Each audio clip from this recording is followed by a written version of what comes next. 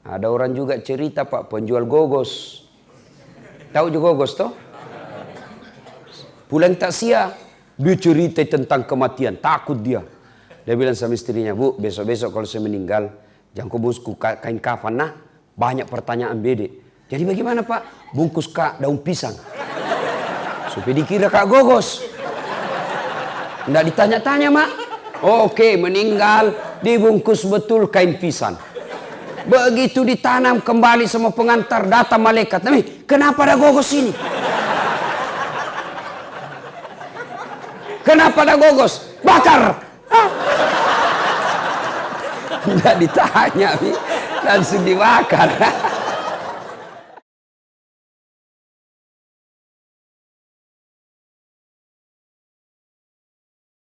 Saya berangkat selesai takziah malam, kira-kira jam 11. Saya naik mobil, beberapa saat kemudian saya tidur di belakang. Jalan jauh. Begitu kira-kira jam 1 subuh, karena dari Makassar ke Palopo itu kurang lebih 8-10 jam. Saya terbangun. Saya lihat, kenapa ini mobil singgah? Oh, ternyata saya lihat, sopirnya turun kencing. Dia turun dari sebelah kanan. Saya juga tiba-tiba mau kencing. Saya turun sebelah kiri. Ini mobil tinggi. Ya, jauh sopirnya kencing sebelah kanan, saya turun sebelah kiri. Begitu saya lagi kencing, saya pikir sekalinya ini sopir dia tidak tahu saya turun. Karena memang dia tidak lihat saya turun. Dan pada saat dia turun, saya lagi tidur. Sementara saya lagi kencing, belum habis, tiba-tiba lari itu mobil. La haula wala quwata illa billah. Nah kena ke awala. Lari saya lah, woi Musalaika, kau tinggalkan saya. Tapi apa hendak dikata, mobil sudah rapat, pada saat itu juga gerimis. Tidak didengar. Lah bu yotoe. Tinggallah saya mulai jam 1 dini hari. Nanti dia sadar ini sopir. Ketika tiba waktu subuh, dia balik. Ustaz, subuh mi. Dia lihat, enggak ada Ustaz. Dia baru sadar saya ditinggal. Dia balik mobilnya, laju kencang. Masya Allah, dia baru tiba jam 6.15 pagi. Mulai saya jam 1 subuh. Semua mobil yang saya kasih singgah, tidak ada yang mau singgah. Yang mau ke Makassar tidak mau singgah, yang mau ke Palopo tidak ada yang mau singgah. Kenapa? Karena waktu itu tengah malam di hutan, ini tengah hutan Pak. Saya pakai putih-putih. Saya berpikir dia kira ini saya pocong. Tidak ada satupun yang singgah mengambilku. Ya, jam 6:15 baru dia singgah di tempat saya. Saya mau tinggalkan tempat itu. Saya bilang nanti dia pulang tidak dapat kak. Nah kena tonga bala. Salat subuh lah saya. Basah pak. Semua basah. Begitu saya sampai. Dia tiba. Saya mau bilang. Saya mau siksa ini orang. Saya mau bawa ini mobil dia. Saya kasih tunggu singgah di sini. Saya bilang juga. Tidak enak juga. Tidak manusiawi. Balas dendam. Saya sampai ke rumah jabatan Palopo. Wali kota Palopo. Tiba-tiba Pak Yudas wali kotanya dia bilang, Ustaz, bagaimana ceritanya bisa kita lupa koporta? Dalam hatiku mak beli si sopir ini. Bohong lagi nih sopir. Ternyata saya bilang bukan kopor saya lupa. Dia yang lupa saya. Ternyata dia lapor ke wali kota. Kenapa terlambat sampai? Karena dia bilang kita balik lagi ke masjid lupa kopornya Pak Ustaz. Nah selesai saya ceramah, baru dia pulang lagi, Pak Wali datang lagi dengan sopir yang sama. Saya bilang Pak Wali mohon maaf, saya sudah maafkan itu sopirnya, tapi tolong jangan lagi dia yang ngantar kak. Tapi apa hikmahnya? Setelah itu honorku dia tambah 2 kali lipat. Dia bilang ini Ustaz, uang duka cita. Nah ibu bapak saudara-saudara sekalian, Saya ambil iktibar, saya ambil hikmah pelajaran dari kisah ini, di dunia ini, di dunia. Apa pelajaran ini? Saya bilang beginilah kisahnya kita kalau kita dikubur. Masuklah kita dikubur. Berharap ada mobil yang singgah mengambil saya. Berharap ada keluarga yang doakan kita. Ternyata tidak ada lagi yang doakan kita. Kita menunggu keluarga mendoakan kita. Kita menunggu anak mendoakan kita setelah dikubur. Tapi apa hendak dikata, tidak ada satupun yang mengingat kita. Basah kuyuplah saya, menderitalah saya. Ternyata mengharap kiriman-kiriman doa, ternyata tidak ada yang mendoakan saya. Beginilah kita, Pak. Merantau, kita datang ke Kupang. Bapak bekerja di sini. Kalau tidak senang, 2 tahun makin menderita. 3 tahun makin susah, 5 tahun tidak ada tanda-tanda bahagia. Lebih saya pulang ke Sulawesi. Begitu kan? Masih bisa ki pulang. Kerja ki di sini tidak enak, bos tidak bagus, kata-katanya kasar, istrinya enak-enak bicaranya, berhenti kerja, saya balik ke Sulawesi. Iya toh? Tapi kalau bapak masih dikubur, senang tidak senang, tinggal mako di situ. Tidak bisa kau lagi balik naik ke atas. Pun kalau kau balik ke atas maka tidak ada orang mau dekati kau. Wih, pocong, lari. Nah, ibu bapak, saudara-saudara sekalian. Ini hikmah yang paling penting. Ini bapak-bapak yang sudah tua. Yang di depanku sudah muka sakaratil maut. Melok kilo kega bos, pasti mati kok. Berapa kali maki antar jenazah? Tuh? 3 yang ngantar kita itu. Bapak coba lihat kalau ada orang meninggal. Telu tuh mantar laki. 3 yang ngantar kita. 1, harta. Ini harta keluar mobil. Keluar motor. Keluar karpet. Keluar tikar. Keluar semuanya. Begitu kita masuk di kubur. Apa yang temani kita? Harta kita yang paling banyak. Yang paling kita temani kita. Apa? Kain kafan. Tidak mentang-mentang dia kaya, pakai kain sutra. Tidak mentang-mentang dia kaya, kasih tebal dia, kasih macam-macam kainnya. Tidak. Kainnya kain kafan, mulai dari yang paling kaya sampai paling miskin, sama kainnya, kain kafan. Apa minyak-minyaknya? Kapur barus. Iya toh? Tidak mentang-mentang dia kaya, pakai Bulgari, pakai Angelman. Tidak, pakai apa? Kapur barus. Lalu apa yang kita mau sombongkan di dunia ini? Meninggal kain kita bawa.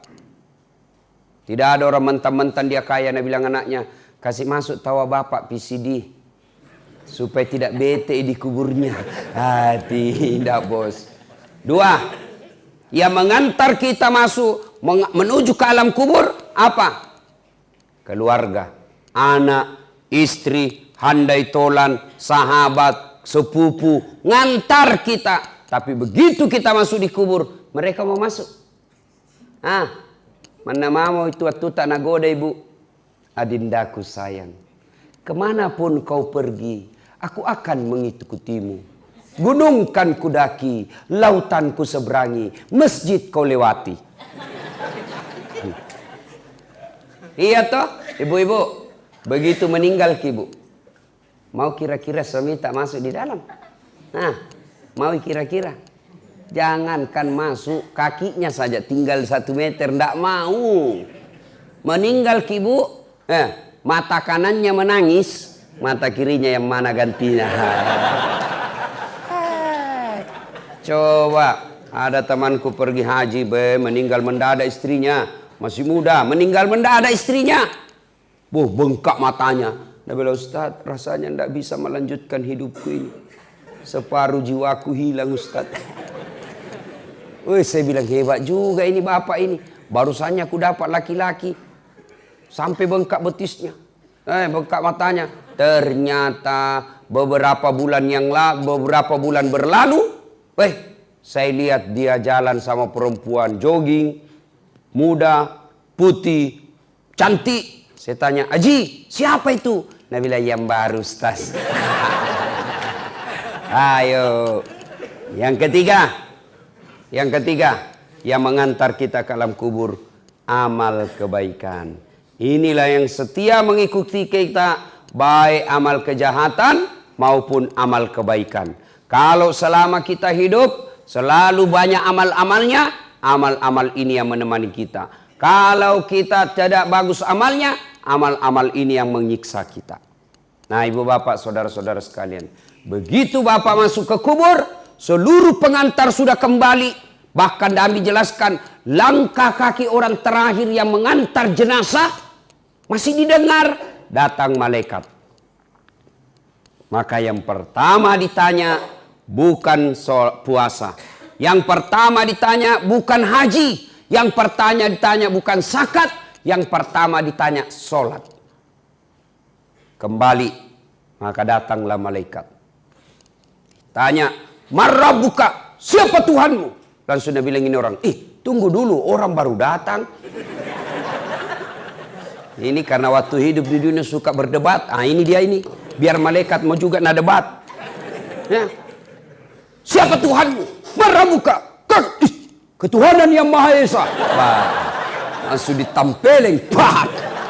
Ini bangsa Indonesia ini yang selalu bilang saya Pancasila, tapi tidak beres sembayangnya. Blender. Dia bilang, ya Allah, naik malaikat. Ada hambamu mati, saya tanya man rabbuka? Dia jawab ketuhanan yang Maha Esa. Itu bangsa Indonesia yang tidak beres sembayangnya. Ini kalau baik solatnya, datang malaikat. Orang bagus solatnya, 5 waktunya terpelihara, ada solatnya di masjid, datang ditanya, man rabbuka? Siapa Tuhanmu? Solat berkata, mundur kau. Waktu kau hidup kau rajin pelihara solatmu, sekarang saya yang pelihara kamu. Kata solat, mundur kau, saya yang pelihara. Man rabbuka? Siapa Tuhanmu? Solat kita menjawab, Allahu Akbar. Bila malaikat, tahu jagonya. Barusan ku dapat. Man nabiyuka? Siapa nabimu? Dia jawab lagi, asyhadu Allah ilaha illallah wa asyhadu anna Muhammadar Rasulullah. Malaikat mungkar tambahi, tahu jagonya anak kakak SS ini. Akhirnya malaikat naik melapor kepada Allah. Ya Allah, ada hambamu mati, saya tanya man rabbuka? Dia jawab, Allahu Akbar. Allah berfirman, itu orang baik solatnya. Tidurkan dia seperti nikmatnya tidur pengantin baru untuk menunggu hari kiamat. Kalau baik solat. Nah, ada orang juga cerita Pak, penjual gogos. Tahu juga gogos toh? Pulang takziah, dia cerita tentang kematian, takut dia. Dia bilang sama istrinya, Bu, besok-besok kalau saya meninggal, jangan kau bungkus kain kafan. Nah, banyak pertanyaan bede. Jadi bagaimana Pak? Bungkus kak daun pisang. Supaya dikira kak gogos. Nggak ditanya-tanya Mak. Oke, meninggal, dibungkus betul kain pisang. Begitu ditanam kembali sama pengantar, datang malaikat. Kenapa ada gogos ini? Kenapa ada gogos? Bakar. Tidak ditanya, langsung dibakar.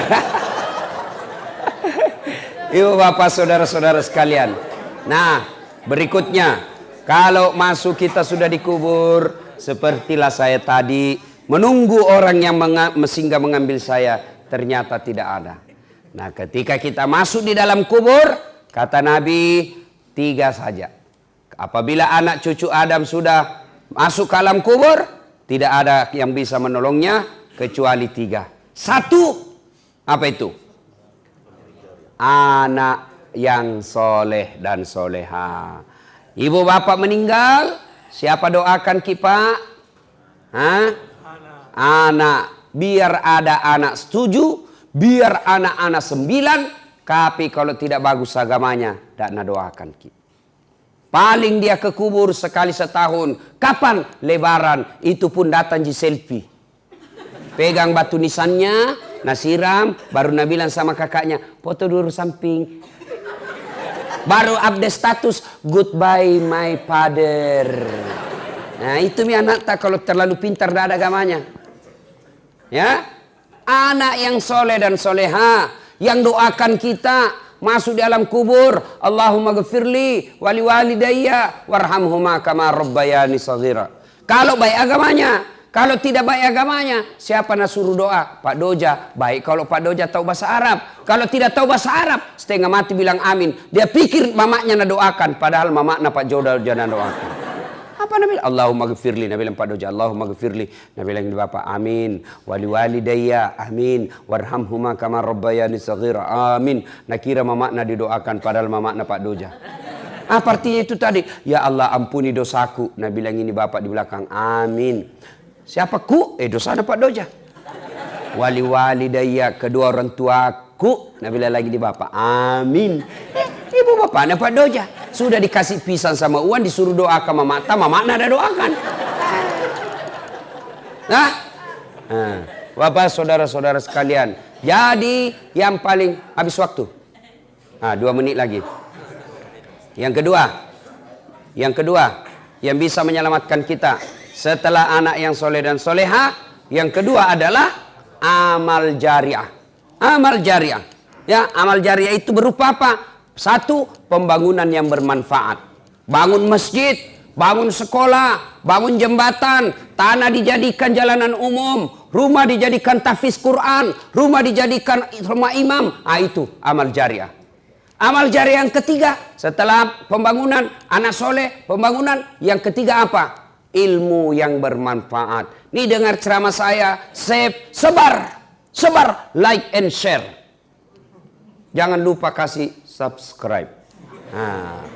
Kalau bapak-bapak dapat ilmu, WhatsApp, broadcast, itu setan menggoda. Jangan ku sebar. Nanti dia bilang kau so alim. Itu setan. Sebarkan saja kebaikan. Kalau gambar-gambar porno, selama gambar porno itu yang kau edarkan beredar, selama itu kau dapat dosa meskipun engkau sudah di alam kubur. Termasuk ibu-ibu, bapak-bapak, saudara-saudara yang sebarkan foto-fotonya yang kelihatan auratnya, maka selama beredar itu fotomu yang kelihatan auratnya, selama itu kau dapat kiriman dosa.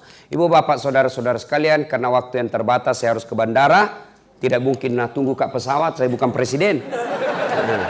Demikian.